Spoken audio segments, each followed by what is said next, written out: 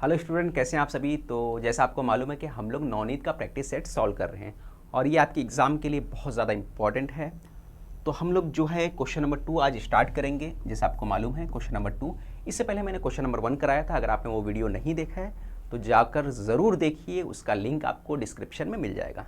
और ये paper second है, पेपर फर्स्ट का भी वीडियो मैंने सॉल्व कराया है ना, प्रैक्टिस पेपर फर्स्ट, तो वो भी आप देखिए, वो भी लिंक मिल जाएगा। हॉट क्वेश्चन का सीरीज़ मैं करा रहा हूँ, अगर आपने नहीं देखा है तो हॉट क्वेश्चन कर लो, क्योंकि आपको मालूम होना चाहिए कि हॉट क्वेश्चन एग्ज़ाम में 11 मार्क्स अलजेब्रा में आएगा और 11 मार्क्स ज्योमेट्री में आएगा।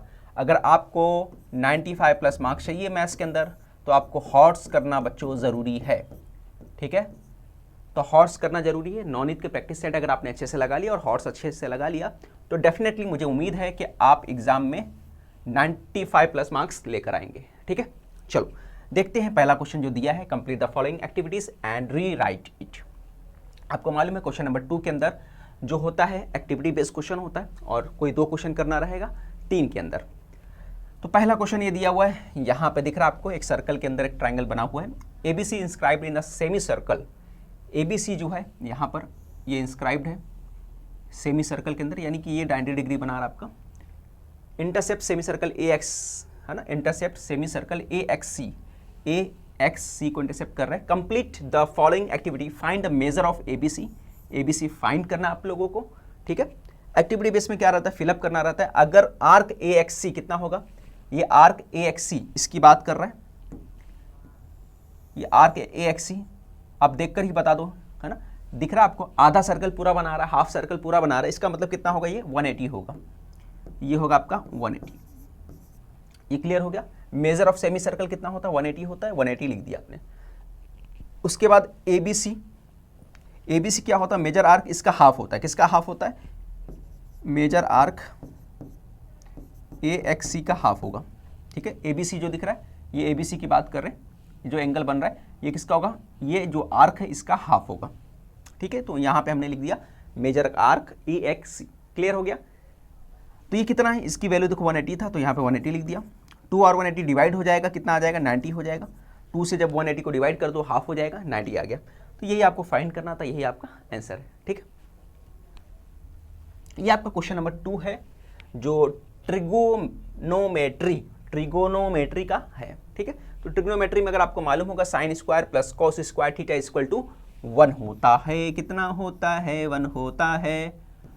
1 2 का 4, 4 2 का 1, तो 1 होगा, आपको मालूम है, ठीक है। ये ट्रिग्नोमेट्री जो आइडेंटिटीज है, 3 आइडेंटिटीज है, मालूम है ना, sine square plus cos square theta equal to 1। फिर इसी तरह सेक वाला है और इसी तरह आपका सेक के बाद सॉरी कॉट वाला रहेगा।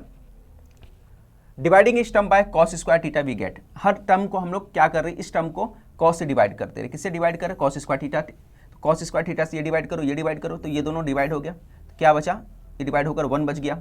साइन अपॉन कॉस किसके इक्वल होता है, तो आपको मालूम होगा साइन अपॉन कॉस tan के इक्वल होता है। किसके इक्वल होता है, tan स्क्वायर थीटा के। ये आपको पता होना चाहिए बच्चों, साइन अपॉन कॉस थीटा जो होता है इक्वल होता है tan के, ये याद है आपको। इसी तरह अगर मैं लिख दूं cos square cos theta upon sine theta, ये किसके इक्वल होता है, तो आप बोलोगे कॉट थीटा के, ठीक है, याद रहेगा। अब tan स्क्वायर थीटा 1 हो गया। अब यहाँ पे क्या है, 1 आएगा। 1 अपॉन कॉस किसके इक्वल होगा, तो बोलोगे सर 1 अपॉन जो कॉस होता है ये इक्वल होता है सेक थीटा के। किसके इक्वल होता है, सेक थीटा के। तो ये कितना होगा, सेक थीटा होगा। आपको समझ में आ गया होगा। मैं आपको एक चीज़ और देता हूं जो आपको खुद से बोलना रहेगा। इसी तरह अगर मैं लिख दूं 1 upon tan theta, 1 upon tan theta, तो 1 अपॉन tan थीटा किसके इक्वल होगा, यही बता दो, कमेंट्स करके बताओ। और जो बच्चा कमेंट्स करेगा वो बच्चा सबसे प्यारा बच्चा होना। कैसा बच्चा होना, सबसे प्यारा बच्चा होना। तो जो बच्चा कमेंट्स करेगा वो बहुत अच्छा बच्चा है। तो कमेंट्स करके बताओ 1 अपॉन tan थीटा कितना होगा, क्लियर। तो चलो आगे बढ़ते हैं अगले क्वेश्चन की तरफ। ये आपका क्वेश्चन है मेंसुरेशन का। The radii of 2 circular ends of frustum shaped bucket are 14 centimetre and 7 centimetre, ठीक है। तो रेडियस क्या दिया है, दो दिया, एक 14 सेंटीमीटर दिया, एक 7 सेंटीमीटर दिया। फ्रस्ट्रम कैसा होता है फिगर मालूम है ना आप लोगों को, इस तरीके से कुछ फिगर बना रहता है, इसको बोलते हैं फ्रस्ट्रम, है ना। तो उसको उल्टा कर दो, इसी को मैं उल्टा कर दूँ तो बन जाएगा क्या, बकेट बन जाएगा, दिख रहा है ना। बल्टी बना दिया, बल्टी, एक बल्टी ले लो, दूई बल्टी ले लो, ये बाल्टी हो गया। हमारी ड्राइंग इतनी अच्छी नहीं है, इस तरह से बाल्टी हो गया, ठीक है। तो बकेट हो गया। तो हाइट ऑफ बकेट कितना दिया, 30 सेंटीमीटर हाइट ऑफ बकेट। देखो ये एक्टिविटी बेस्ड क्वेश्चन है, तो इसका जो हाइट होगा यहाँ पे 30 सेंटीमीटर है। तो ये समझने की जरूरत नहीं, बस आपको वैल्यू पुट करना आना चाहिए। हाइट 1, हाइट 2 सब दिया रहेगा। देखो हाइट दे दिया होगा, हाइट दे दिया 30 सेंटीमीटर, रेडियस 2 दिया, तो पहला रेडियस दूसरा रेडियस दिया है, क्लियर हो गया। अब सिर्फ वैल्यू पुट करना है, बहुत आसान है, सिर्फ वैल्यू पुट करना है और सॉल्व करना है। याद रखिए मेंसुरेशन में बच्चों पूरा का पूरा फॉर्मूला आपको याद होना चाहिए, और अगर मेंसुरेशन पढ़ना है तो कमेंट्स करके जरूर बताओ, ठीक है। और वीडियो ज़्यादा से ज़्यादा शेयर करो, सबको पता चलेगा बेटा, तो ही हम तो मोटिवेट होगा, क्या होगा, मोटिवेट होगा। तो बच्चे लोग याद रखिए, जितना हम लोगों को व्यूज़ मिलेगा उससे हम लोग को मोटिवेशन बढ़ता है, मोटिवेशन बढ़ेगा तो हम लोग सोचते हैं और वीडियो बनाने का। व्यूज़ कम आते तो मज़ा नहीं आता, क्योंकि फिर मज़ा नहीं आएगा भाई, जितने ज़्यादा लोग पढ़ेंगे उतना मज़ा आएगा ना पढ़ाने में भी, ठीक है। तो ज़्यादा से ज़्यादा अपने दोस्तों को शेयर करो, ताकि मैं मेंसुरेशन भी आदमी कंप्लीट डिटेल में पढ़ाऊँगा उसको, ठीक है। देखो यहाँ पे जो है वैल्यू पुट कर दी हम लोग, 14 आ गया। आर की वैल्यू कितनी, 14 का स्क्वायर, फिर प्लस R2 कितना हमारे पास यहाँ पे 7, यहाँ पे लिख दिया 7 का स्क्वायर, फिर प्लस R1 मल्टीप्लाई R1 कितना हमारे पास 14, R2 कितना हमारे पास 7, इन दोनों का मल्टीप्लाई कर दिए, ठीक है। अब आगे कैसे करेंगे समझना इस बात को। 14 का स्क्वायर कितना होता है, तो आपको मालूम है कि 14 का स्क्वायर 196 होता है, और 7 का स्क्वायर जो होता है 49 होता है। इन दोनों को प्लस कर दो, इन दोनों को प्लस कर दो, और 14 और 7 का मल्टीप्लाई कर दो। 14 7 जा कितना होता है 98, ये कितना हो गया 98, ठीक है। तो 98 इधर निकल के आया, और ये दोनों को मल्टीप्लाई करो, कितना हो गया 9 6 15, कैरी आया 1, 9 4 कितना हो गया 13 एंड 1 14, कैरी आया 1 2, 245 ये हो गया, 245 ये और 98 इधर। तो 98 को मिला दो, 245 में 98 को हमने प्लस कर दिया, समझ में आया। इन दोनों को मल्टीप्लाई किए, 14 7 को 98 आ गया, 14 का स्क्वायर किए 196 आ गया, 7 का स्क्वायर किए 49 आ गया, टोटल मिला के कितना हो गया 245। तो 245 के अंदर इन दोनों का कितना आया 245, और ये कितना है 98। तो 245 में 98 को प्लस कर दो आप, तो कितना आ जाएगा 8 5 13, है ना, 8 5 13 हो गया। कितना आया 1 और आ गया, तो यहाँ पे 1 लाने के बाद क्या होगा, यहाँ पे 4 आ गया, ठीक है, यहाँ पे 4 आ गया, और यहाँ पे 3 आ गया, 2 आ गया, 243। तो ये बना आपका कितना 243, ये आपका बन के आया 243। अब यहाँ 10 कैसे आया, तो ये देखो ये 3 से ये 30 डिवाइड हो जाएगा, तो ये बन जाएगा 10। इतना क्लियर हो गया, 243 10। अब इन दोनों को डिवाइड कर दो। अगर मैं इन दोनों को डिवाइड करूँ बच्चों, देखो 7 को इससे डिवाइड करो तो क्या आएगा, 7 1 जा 7, 7 3 जा 21, 7 3 जा कितना आ गया 21 आ गया। तो इसको अलग से डिवाइड करो, एक काम करो तुम, यहाँ पे मैं करके देता हूँ आपको। ये 22/7 है, 243 मल्टीप्लाई 10 है, ठीक है। अब 7 से मैं डिवाइड कर देता हूँ। अगर मैं इसको 7 से डिवाइड करूँगा, 7 3 जा हो गया, 7 3 जा 21 हो गया। फिर बचा कितना, है ना, 21 करने के बाद 3 बचेगा, कितना बचा यहाँ पे 3 बचेगा, तो ये आ गया 3। बट बच्चों याद रखो एक बात, यहाँ पे देखो एक गलती किया मैंने, यहाँ पे 3 आएगा, यहाँ पे क्या आएगा 3 आएगा, इसको 3 बनाइए, 3 मिस्टेक हो गया। हाँ, अब इसको डिवाइड करो, अब डिवाइड करो, अब डिवाइड होगा 343। यहाँ पे मैंने 3 नहीं लिखा, इसको सही कर लिया मैंने। अब चलो डिवाइड करो, 7 को किया यहाँ पे, 7 कितना आएगा, 7 4 जा 28, 7 4 जा 28 हो गया, ठीक है, 7 4 जा 28। अब मुझे कितना बचा 6 बचा, यहाँ पे कितना बचा 6 बचा। तो मैं जब 6 बचेगा तो कितना किससे डिवाइड करेंगे, यहाँ पे क्या किया देखो 7 4 जा 28 हो गया, और यहाँ पे क्या बचा, एक मिनट, 7 4 जा हो गया, बचा कितना यहाँ पे 3 बचा, 7 9 जा 63, कितना हो गया 49, कितना बचा 49। तो 49 और यहाँ पे क्या बचा 22 का मल्टीप्लाई करोगे 49 से और 10 से, यही बचा ना आपके पास, 22 बचा और 49 बचा, 22 एंड 49 बचा। इन दोनों को मल्टीप्लाई कर दो, 29 को अगर मैं 9 से मल्टीप्लाई कर दूं तो क्या आएगा, देखो फटाफट हम लोग करके देखते, इन दोनों को मल्टीप्लाई कर दो, 2 9 जा 18, कैरी आया 1, 2 4 जा कितना हो गया 8 और एक 9 हो गया। यहाँ पे भी वही सेम आएगा, तो 8 हो गया, 16 1 17, 1 9 1 10, 1078 आ गया, कितना आ गया 1078 आपने फिर कर लेना है, 2 9 जा 18 हो गया, एक कैरी आया 2 4 जा कितना हो गया 8 और 9 हो गया, आपने प्लस कर दिया 8 8 16 7 हो गया, एक कैरी लिया 9 1 10, 1078 ये आ गया आपका। ठीक है, आपने 49 को 22 से जब आपने मल्टीप्लाई कर दिया, ठीक है, मेरे ख्याल से इतना समझ में आ गया होगा। अब मुझे बताओ कितना बचा यहाँ पे 10 से और मल्टीप्लाई करोगे तो एक जीरो और लग जाएगा, तो ये हो गया आपका 1078 लग गया और जीरो ये आ गया। बट यहाँ पे क्या बोला, 1 लीटर किसके बराबर है, 1000 सेंटीमीटर क्यूब के बराबर है। तो हम लोगों को क्या करना पड़ेगा, 10780 को डिवाइड करना पड़ेगा 1000 से। जब 1000 से बच्चों डिवाइड करोगे तो एक जीरो से एक जीरो कट गया, एक जीरो से एक जीरो कटा, नीचे 2 जीरो है तो ऊपर पॉइंट कितने के बाद लगेगा, 2 के बाद, तो आंसर क्या आएगा 10.78, 10.78 आपका आंसर आ जाएगा। ठीक है, तो मेरे ख्याल से सभी को समझ में आ गया होगा। तो अपना आंसर क्या आ गया 10.78, ये आपका आंसर हुआ। स्क्रीनशॉट ले लो, फिर बढ़ते हैं अगले क्वेश्चन की तरफ।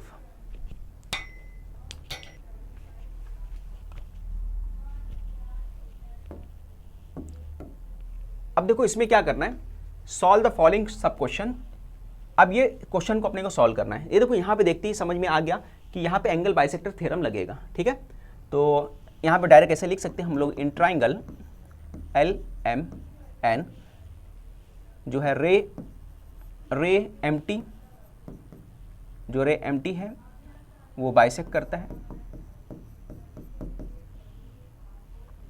किसको बाइसेक्ट करता है, एंगल LMN को, एंगल LMN को ये बाइसेक्ट कर रहा है। इतना क्लियर हो गया। अब मुझे ये बताइए, रे एम्प्टी बाइसेक्ट करता है एंगल LMN को। ठीक है, तो हम लोग लगा सकते हैं कौन सा थ्योरम, देयरफॉर, है ना, क्या लगा सकते हैं, bye angle bisector theorem, angle bisector theorem का यूज कर सकते हैं हम लोग। मेरे ख्याल सबको समझ में आ गया होगा। ये रे क्या कर रहा है, 2 इक्वल पार्ट में उस एंगल को डिवाइड कर दे रहा है। अगर ये पूरा 60 होगा, ये 30 और ये 30 होगा। समझ में आया। तो अब उसके बाद हम लोग लिख सकते हैं, क्या लिखेंगे भाई, जब इस तरह बनाओगे तो फिर लिखोगे सी, है ना, यहाँ पे LM upon LN, LM upon MN, LM upon MN हो गया, और LT upon TN, LT upon TN, ठीक है ना, LT अपॉन TN हो गया। इस तरीके से आपको लिखना है। क्लियर। पहले यहाँ देखो स्टार्ट कहाँ से किया हूँ यहाँ से स्टार्ट किया हूँ L से, यहाँ पे भी इसी तरह जाने का। ओके, तो लिखने का सीक्वेंस याद रखिए, इसी तरह आपको लिखना है। अब वैल्यू पुट कर दो, LM कितना था 6 था, डिवाइड बाय MN कितना था 10, फिर यहाँ पे LT कितना है अपने को फाइंड करना है, और यहाँ पर बच्चों क्या दिया है, TN कितना दिया 8, इतना हो गया। अब उसके बाद आप क्या करोगे, क्रॉस मल्टीप्लाई कर दोगे, 6 8 के पास जाएगा, 6 मल्टीप्लाई 8 हो गया। फिर उसके बाद ये हो गया आपका 10, ये हो गया आपका LT। अब 6 और 8 का मल्टीप्लाई कर दो, 48 हो गया। 10 से आप डिवाइड कर दो, अब 10 बताओ कितना होगा, है ना, पॉइंट कितने के बाद लगेगा, एक जीरो है तो पॉइंट 1 के बाद लगेगा, तो ये होगा 4.8 LT आ गया अपना। तो हम लोग लिख सकते हैं देयरफॉर LT कितना हो गया बच्चों, तो हम लोग बोलेंगे 4.8 हो गया,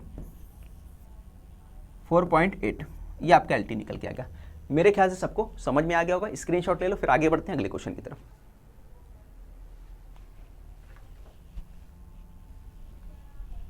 चलो, ये क्वेश्चन आपका सेकंड है।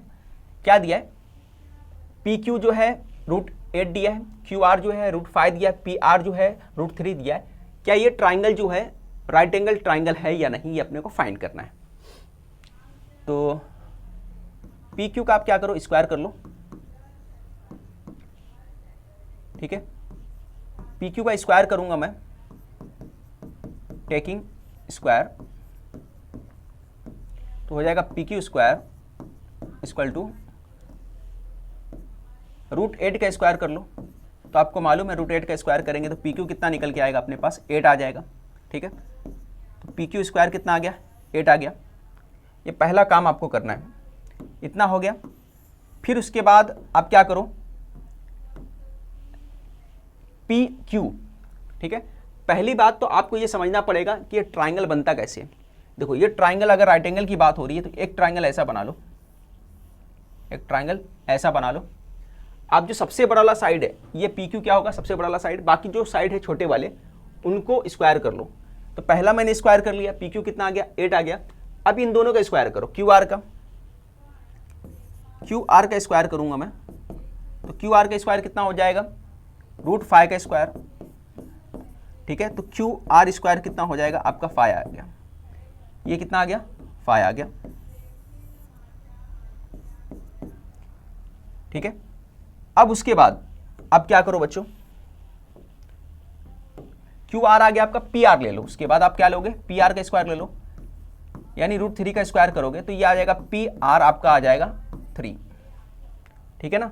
जब स्क्वायर करोगे तो क्या होगा, जैसे ही आप स्क्वायर करोगे बच्चों ये दोनों कैंसिल हो जाएगा, क्या कैंसिल होगा, ये दोनों कैंसिल हो जाता है, यहाँ पे भी स्क्वायर होता है तो ये कैंसिल हो जाता है, यहाँ पे भी इस तरह से कैंसिल हो जाता है, तो आपका ये बचता है।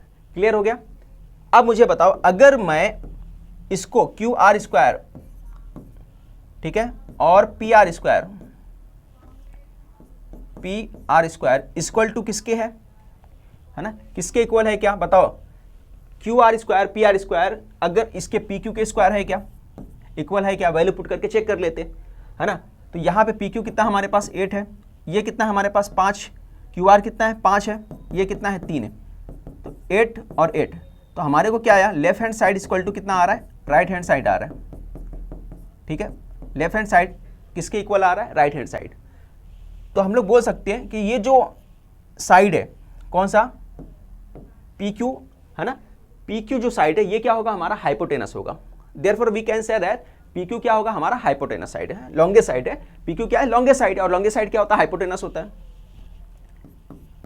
Therefore P Q is a hypotenuse है ना।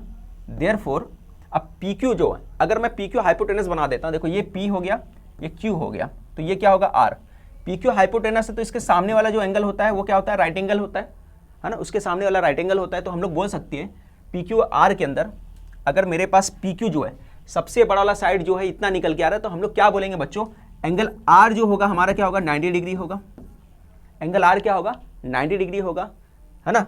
देयरफॉर हम लोग बोल सकते हैं, क्या बता सकते हैं हम लोग, बाय कन्वर्स ऑफ पी है ना, ये हम लोग क्या बोले converse of Pythagoras theorem, converse of Pythagoras theorem के जरिए हम लोग क्या बोल सकते हैं कि भाई ये जो है ये जो ट्राइंगल क्या है एक राइट एंगल ट्राइंगल है, ठीक है, by Pythagoras theorem, converse of Pythagoras theorem, converse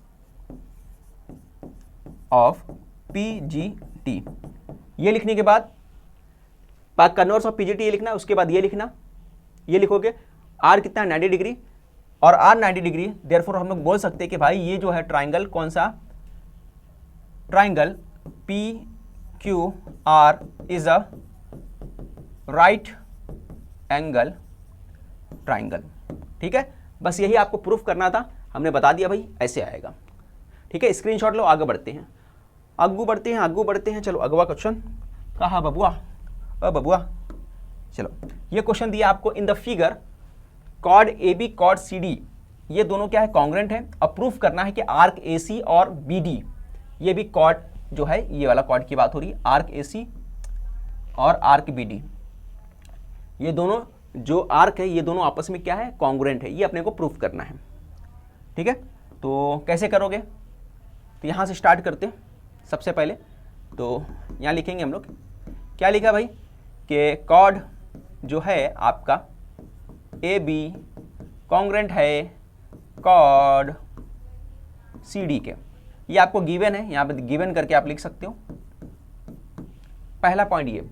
अब मुझे ये बताइए कि इसके अंदर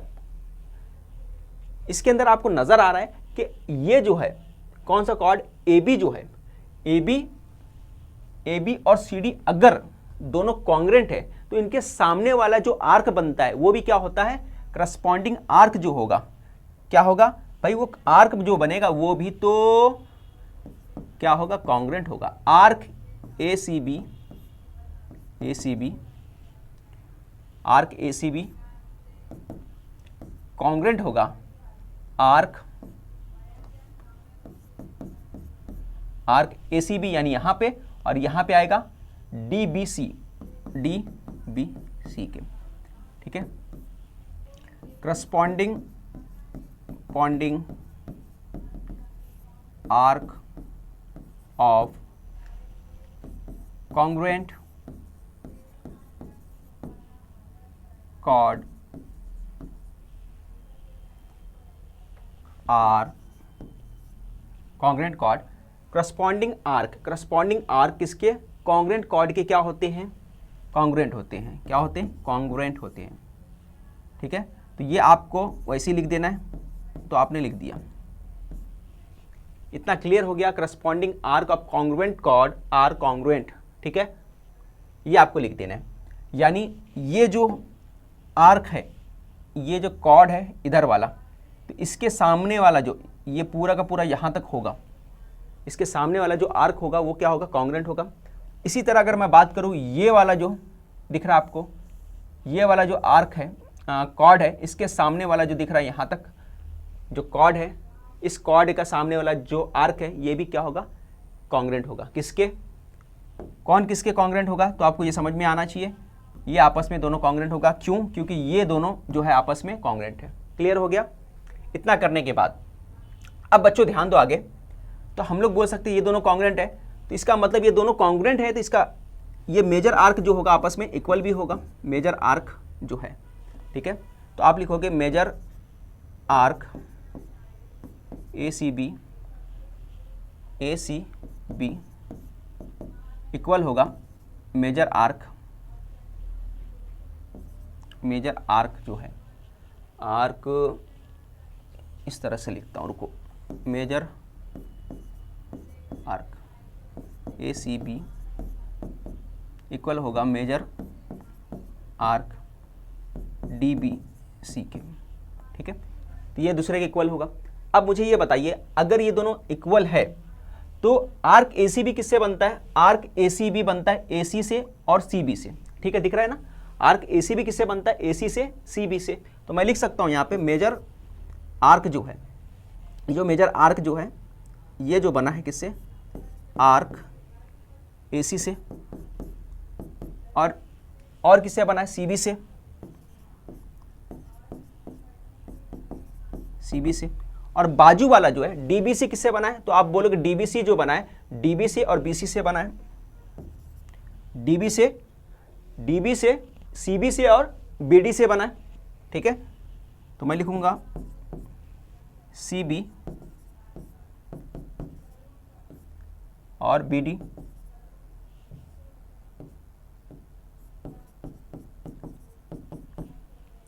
ठीक है। इतना क्लियर हो गया।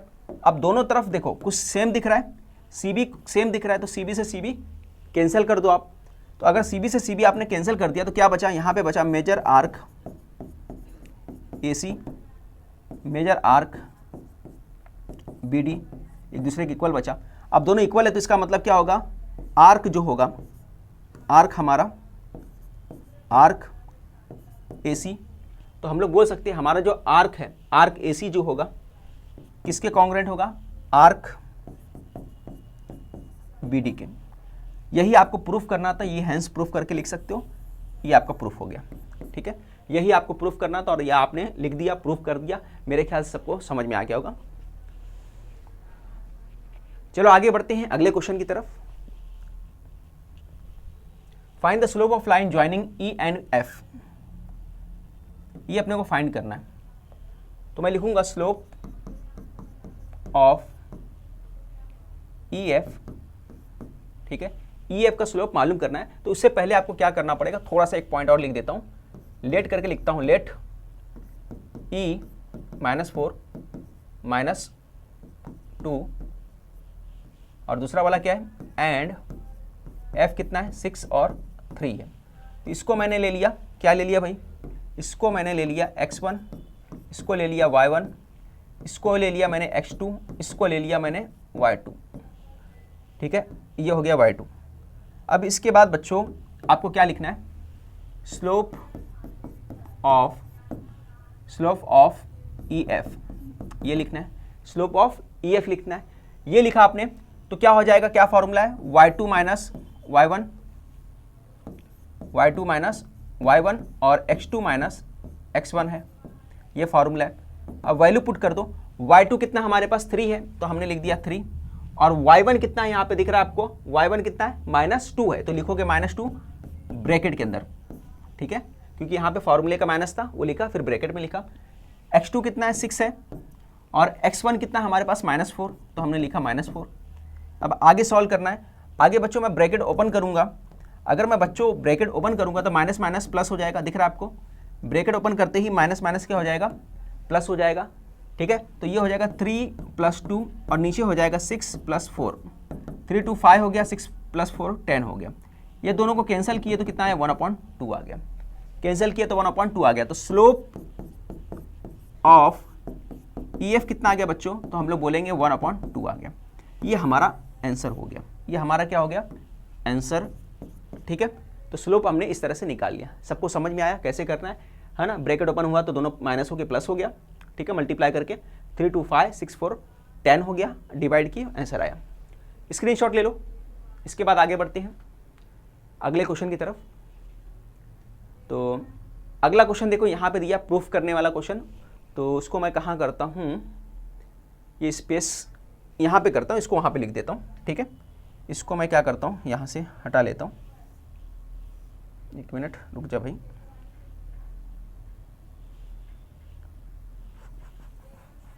ये इसको हटाते हैं हम लोग, आंसर हमने यहाँ लिख दिया, ठीक है, सॉल्व करने के बाद। अब यहाँ पे मैं ये कॉसेक वाला सॉल्व कर देता हूँ, अपने पास स्पेस आ गया अच्छा खासा, और अपन यहाँ पे सॉल्व कर डालेंगे पूरा इस लाइन में, ठीक है। चलो, cosec theta 1 - cos square theta, ये अपने को ये किसके इक्वल बताने का है, ये अपने को बताने का 1 के इक्वल आएगा। सॉल्व करने का मतलब कि सॉल्व करोगे उसके बाद क्या आएगा, 1 आ गया, इसका मतलब प्रूफ हो गया, ठीक है। तो मैं क्वेश्चन सिर्फ डायरेक्ट लिखता हूँ left hand side. Left hand side में क्या लिखना है, ये लिख दो आप, cosec theta 1 - cos square theta, ठीक है। अब आपको मालूम होना चाहिए कि 1 - cos स्क्वायर थीटा किसके इक्वल होता है, बता दो। तो आप बोलोगे सर ये जो होता है साइन के इक्वल होता है। किसके इक्वल होता है, साइन के इक्वल होता है। किसके इक्वल होता है, साइन के इक्वल होता है। तो मैं लिखूंगा यहाँ पे sin स्क्वायर थीटा। अब कैसे आया, थोड़ा कंफ्यूज हो गया ना, तो मैं बताता हूँ। देखो ये आपको तो याद ही होगा, ये तो आपको याद ही होगा, है ना। बस क्या किया है कि cos लेके चले गया 1 के पास, ये cos को शिफ्ट करके 1 के पास लेके चले गया, तो यहाँ क्या बचेगा 1 - cos स्क्वायर थीटा, ठीक है। इस cos को उधर लेके चले गया तो क्या हो गया माइनस, और यही चीज़ तो दिया है यहाँ पर, देखो यही चीज़ तो दिया है, यही चीज़ तो आपको यहाँ पे दिया हुआ था, दिख रहा है आपको, सेम चीज़ दिया हुआ था। बस इसके जगह हमने क्या लिख दिया, साइन लिख दिया, ओके। आगे सॉल्व करते हैं। अब साइन स्क्वायर थीटा, ये देखो ये दोनों कैंसिल हो गया, इसका पावर 2 और अंडर रूट दोनों कैंसिल हो गया, तो बचा क्या साइन, है ना। यहाँ क्या बचा, साइन बचा, ये हो गया आपका कॉसेक थीटा, यहाँ पे क्या है साइन थीटा। अब आपको मालूम होना चाहिए कॉसेक थीटा किसके इक्वल होता है, तो आप बोलोगे sir cosec theta 1/sin theta के इक्वल होता है। किसके इक्वल होता है, 1/sin थीटा के, तो यहाँ पे लिखोगे 1/sin थीटा, और यहाँ पे साइन थीटा वैसे रखोगे। अब दोनों कैंसिल हो गया बच्चों, देखो ये ऊपर साइन थीटा नीचे भी साइन थीटा, दोनों कैंसिल, आंसर कितना आया 1। तो हम लोग लिख सकते हैं left hand side equal to right hand side, ठीक है, इस तरीके से हम लिख सकते हैं। तो बस सॉल्व हो गया, यहाँ पे आपको क्लियर, आपको समझ में आ गया होगा कैसे लिखना था। ये दोनों कैंसिल हो गया, 1/sin क्यों आया, क्योंकि हमको मालूम है कॉसेक थीटा कितना होता है 1/sin थीटा के। इसी तरह बच्चों मुझे बताओ कॉस थीटा किसके इक्वल होता है, कमेंट्स करके, ठीक है।